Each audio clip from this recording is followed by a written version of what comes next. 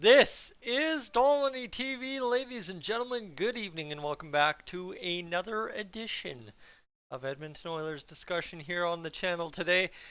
It's been a busy day in Oilers land. We've made a trade. We've put a guy on waivers. We had a guy pass through waivers. What else happened? A whole bunch of roster, salary cap, kind of everything you could possibly discuss when it comes to building that roster for that 3 p.m. Mountain deadline tomorrow. Uh, yeah, yeah, it's been a day. It's been a day. Anyway, friends, today I just want to touch base with you and kind of go over what everybody else has gone over, but I just need to kind of give you my feeling on it, I think is what we're looking to do in this evening's video. First off, if you're new to the channel though, what I want you to do is take the about 5 minutes it's going to take me to get through this video to consider subscribing to me here on Dolynny TV.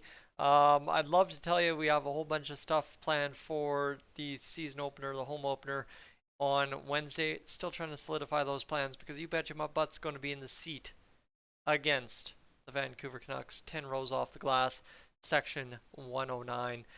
Not the greatest seats, but also pretty dang good seats. I mean, I've been on the sides, the boards there. Those seats actually kind of suck compared to the corner view, so I'm very excited for that. Friends, Devin on waivers today. He is on his way to the Bakersfield Condors, either paper-wise or actually, depending on what happens here in the next little bit. But there's actually also the complication from the trade that we're going to have to get through that Mark Spector just tweeted about a little while ago. However, right, so you've got Brad Malone. He will make the opening day roster and then immediately be waived, right? It's one of those things the Oilers wanted to get their guys that had to go through waivers early in the season or prior to the season through waivers now as opposed to later and actually risk losing them when a team's down and hurt and needing bodies. So therefore, Brad Malone passed today. Devin is going today. And then James Hamblin will go through not through waivers, but go down to the minors tomorrow or after sometime when the LTIR money is enacted. James Hamblin has to be shuffled down, which I believe is about 5 o'clock tomorrow Mountain Time.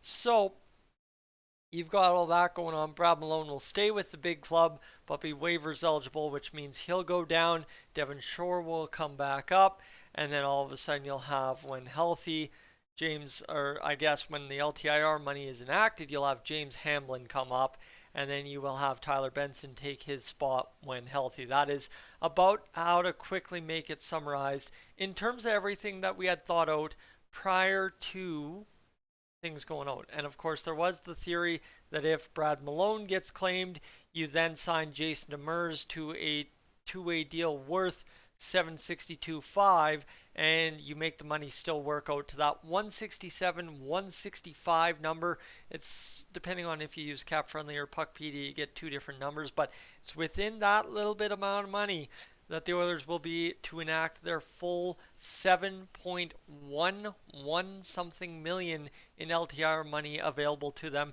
because of Clefbaum, because of Mike Smith, and because of Tyler Benson. So you've got about a 2 to 3 week window here where the Oilers are going to have a James Hamblin, Devin Derek Ryan fourth line, or a James Hamblin, Devin Warren Fogle fourth line. You'll have a 13th forward in there once the LTIR money is enacted. And secondary to that as well, you'll have Ryan Murray on the back end alongside Broberg or Niemelainen, depending on what the Oilers choose to do once the opening night roster is built. The LTIR money is enacted and away you go. However, then you kind of lose Tyler Benson's LTIR money, but you gain in the fact that you've got the rest of the LTIR money and it all kind of situates around and figures itself out. So it's a mess. But all in that, and this is why I said this video is going to take me 5-6 minutes to do, is you got to take on the complication of Klim Kostin, who has now joined the Oilers.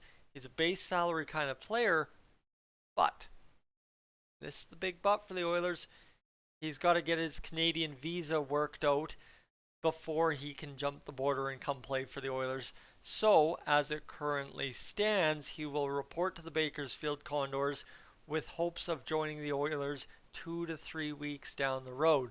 So you see how Tyler Benson comes back into the picture at that time. James Hamlin goes back to the minors, and the Oilers have some decisions in the bottom 6 to make before that 2 to 3 week window from today, tomorrow comes due. So you're talking 2 to 3 weeks from now. You could very well be talking either October 22nd or Halloween is when you'll really start seeing the Oilers roster change massively for the first time in the regular season. And I think that's perfect because it'll give us about a 2.5 week window at most. That's about the middle ground there to look at this Oilers team and say, well, the bottom 6 needs this, the bottom 6 needs that. Because as Oilers fans, friends, I can tell you we are always going to need something other than what we have currently in the bottom 6. It's always going to be one of those things.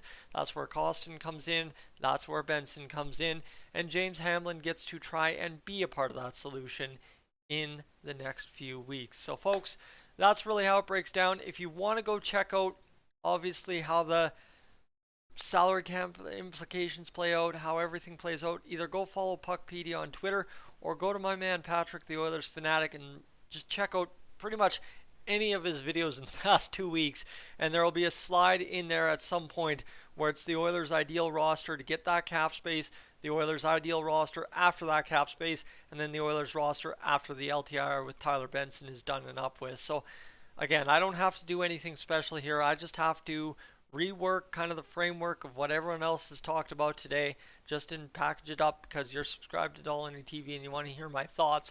But it's very simple, right? It's steps 1, 2, get to where you need to be in 2 to 3 weeks' time, figure it out from there, and away you go. Obviously, if it's anything like how the Oilers have started several years, we'll be 7-1-0 by the time we get there, but that's just me. Hold up, don't shoot the messenger. Those seasons usually haven't turned out too well over the course of history. So, obviously what I mean by that, we haven't won a Stanley Cup just because we started the season 7-1-0. So, maybe we just start the season 8-0. Why not do that? Folks, I'm Tyson. This is Dolynny TV. Obviously tomorrow, we'll have news on if Devin Shore clears waivers, and that could be, in effect, one of the things that messes this whole grand plan up. However, I don't think it's too much of a costly error if Devin Shore gets claimed on waivers. In fact, it might be a solution for the Oilers to some degree. And then secondary as well, you kind of have Brad Malone shuffled back up to the big club. You have things worked around, and then all of a sudden the Oilers cap space will be figured out come 3 p.m. Mountain Time tomorrow. So that's when we ideally should hear from me tomorrow, is sometime shortly after 3 p.m. when the Oilers announce their opening night roster. However, as we found out today, stay cautious. Why? Because Ken Holland's taking W's, and he made a trade today, taking a W, and he might be looking to do that again. Anyway, that's it from me tonight. Have a great rest of your Sunday night. Happy Thanksgiving, whether you're celebrating tonight or tomorrow. I am up on out of here.